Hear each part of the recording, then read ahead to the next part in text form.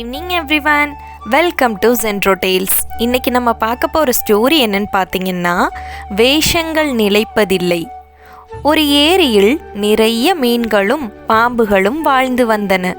முதலில் நட்பு பாராட்டி இந்த இரண்டு இனங்களும் வாழ்ந்து வந்தன.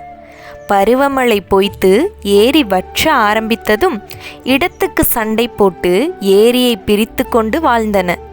ஒரு இனம் வாழும் இடத்திற்கு மற்றொரு இனம் போகக்கூடாது. மீறினால் எதிரியின் கையில் சரியான உதை கிடைக்கும்.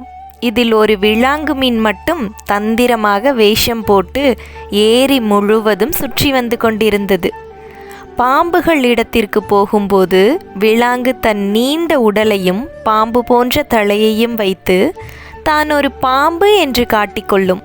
மீன்களின் இடத்திற்கு போகும்போது உடலை சுருட்டி மீன் போன்ற துடுப்புகளையும் வாளையும் காட்டி தான் ஒரு மீன் என்று காட்டிக்கொள்ளும். இப்படி ஏமாற்றியே பொழுதை ஓட்டிக்கொண்டு இரண்டு இடங்களிலும் உணவு பெற்று ஏரி முழுவதும் சுற்றித் திரிந்து வந்த விலாங்கு வெயில் காலம் அதிகமானது. அப்பொழுது ஏரி மேலும் வற்றியது.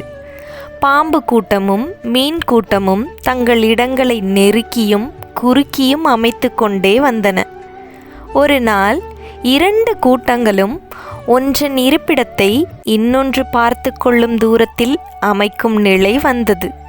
அப்போது மீனாக விலாங்கு வேஷம் போட்டது. பாம்புகள் பார்த்து தாக்கின. பாம்பாக வேஷம் போட்டது. மீன்கள் கடித்து குதறின. நான் பாம்பும் அல்ல மீனும் அல்ல, விலாங்கு கதறியது. நம்பவில்லை. விலாங்கு முதலிலேயே உண்மையை சொல்லியிருக்கலாமோ என்று நினைத்து கொண்டு செத்தே போனது. சுகபோகத்திற்காக பொய் சொல்லி நல்லவன் கெட்டவன் என இருவருக்கும் பொதுவாய் இருக்க எண்ணினால் ஒரு நாள் இருவருமே நம்பாமல் இருவருக்குமே துரோகியாக நேரிடும்.